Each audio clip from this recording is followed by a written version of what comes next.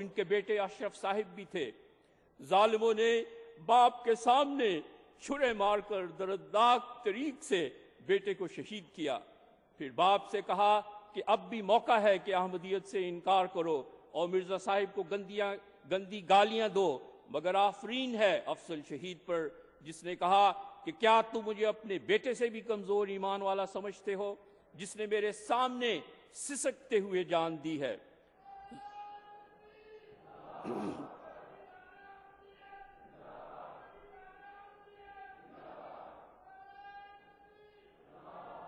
जुल्म इस्तिबदाद की हद ये थी कि अशरफ शहीद ने जख्मी हालत में जब पानी मांगा तो जालिमों ने उसका मुंह रेत से भर दिया। इस नज़ारा को उसके बाप अफजल खोखर ने भी देखा था, इसलिए उसने उन्हें ललकार कर कहा कि बेशक इससे बदतर सलूक भी मुझसे कर लो, मैं अपने ईमान को मुतजलजल ना होने दूंगा। चुनाचे उनको भी दर्दनाक तरीक से शहीद कर दिया गया।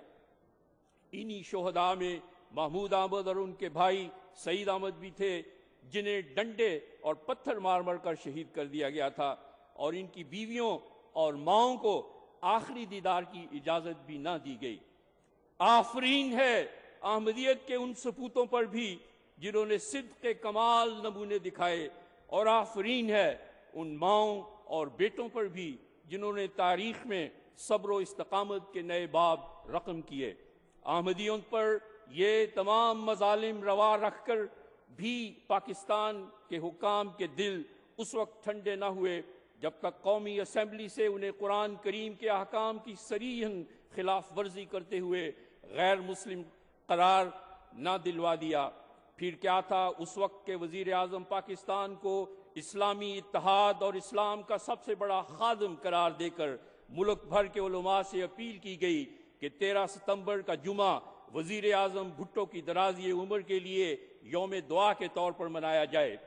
चुनाचे 72 मुसलमान फिरकों ने अहमदियत के गैर मुस्लिम अक़लियत होने की खुशी में 90 साला मसला हल करने वाली नाम निहाद खादम इस्लाम हुकूमत की सलामती और भुट्टो साहिब की दराज़ी उम्र के लिए दुआएं कराईं। मगर दूसरी तरफ एक और वाक़या भी साथ साथ रूनुमा हो रहा था। एक और तारीख रकम हो रही थी। जमात अहमदिया के खलीफा सालिस इस हुकूमत को इंतबाह कर रहे थे कि असेंबली का ये फैसला रसूलुल्लाह सल्लल्लाहु अलैहि वसल्लम के उस फैसला के बरखिलाफ बल्कि उससे मजाक है जिसमें आपने एक फिरके को नाजी और 72 फिरकों को गैर नाजी करार दिया था। इसलिए इस फैसला के बदअंजाम से नहीं बच सकोगे। और फिर आपने अपनी जमात को तसल्ली दी कि खुदा ने मुझे इल्हामन फरमाया है वस्से मकाना का इन्ना कफैना कल मुस्ताज़ीन, कि अपने मकान आने वालों के लिए और वसी करो, इस्तेज़ा करने वालों के लिए हम खुद काफ़ी हैं। फिर उस साल दिसंबर 74 के जलसा सालाना पर हज़रत खलीफतुल मसीह सालिस ने तमाम अहमदी हाज़रीन से हम आहंग होकर ये दुआ भी की थी कि ए अल्लाह हम पर ऐसे लोग मुसल्लत ना कर जो हम पर रहम करने वाले ना हों। सामईन कराम, ये कितना अजीब मंजर है कि एक तरफ पाकिस्तान की मुस्लिम अक्सरियत और उनके जुब्बा पोश उलमा की दुआएं हैं, दूसरी तरफ हज़रत खलीफतुल मसीह सालिस की दुआ पर मजलूम अहमदियों की आमीन है।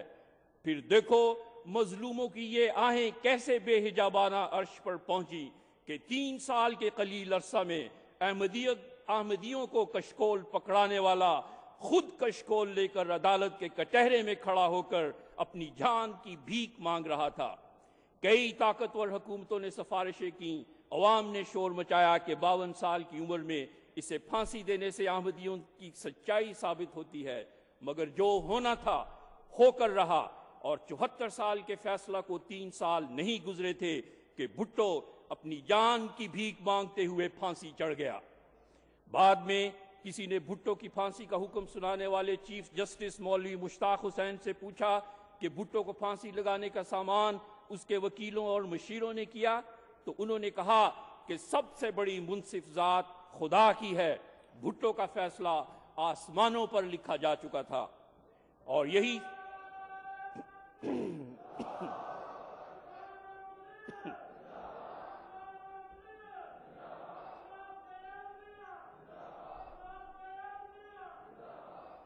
اور یہی سچ تھا اور حقیقت ہے کہ 74 کے بعد 3 سال کے قلیل عرصہ میں احمدیوں کو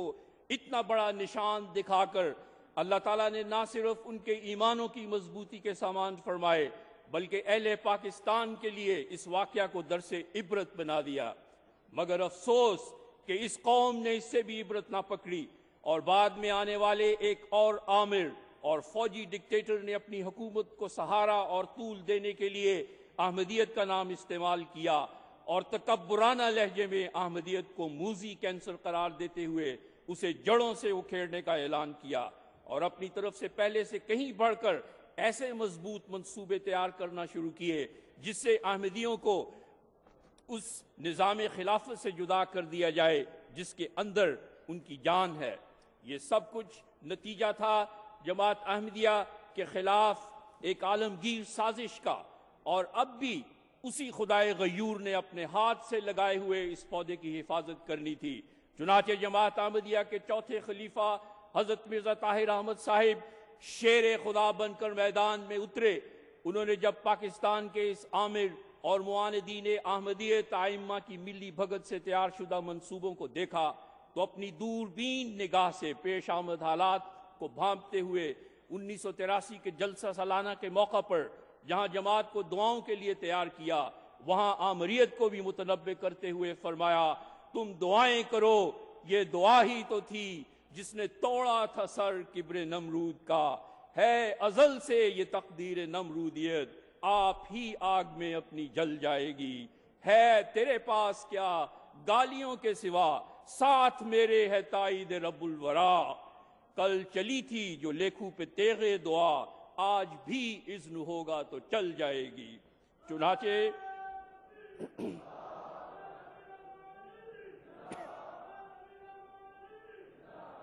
چنانچہ 1984 میں جب وہ حالات پیدا ہو گئے تو سیدنا حضرت خلیفۃ المسیح الرابع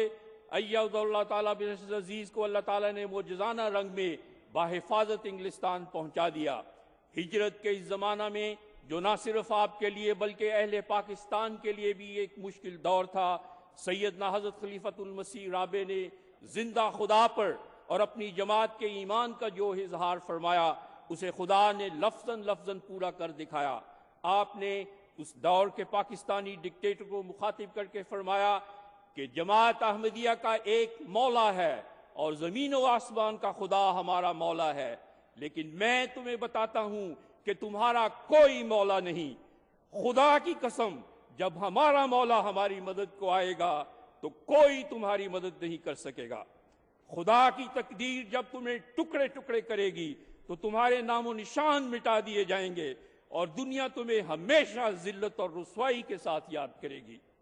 لیکن اس وارننگ کے باوجود فوجی ڈکٹیٹر اپنی حرکتوں سے باز نہ آیا اور احمدیوں پر ظلم کی انتہا کر دی، تو شیر خدا خلیفۃ المسیح الرابع نے 10 جون کو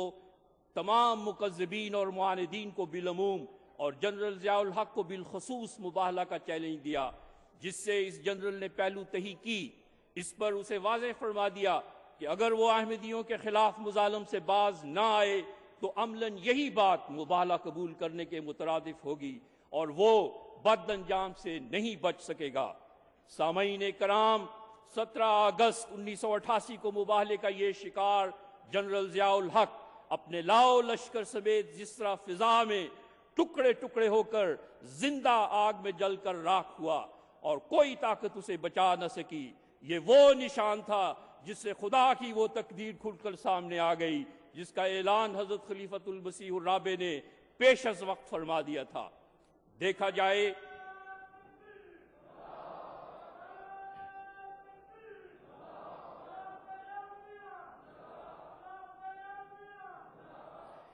جائے تو جماعت احمدیہ کی تاریخ میں قدم قدم پر نصرت الہی اور تائید ایزدی کے یہ نشان اس بات کا کافی ثبوت نہیں کہ جماعت احمدیہ خدا کے ہاتھ کا لگایا ہوا پودا ہے جس کے لیے خدا غیرت رکھتا ہے اور حفاظت بھی فرماتا ہے اور فرماتا چلا جائے گا۔ اس ناقابل تردید حقیقت کا ادراک جماعت کے مخالفین کو بھی خوب ہے، چنانچہ مولوی عبد الرحیم اشرف صاحب ایڈیٹر رسالہ المنیر جو کبھی اسلامی جماعت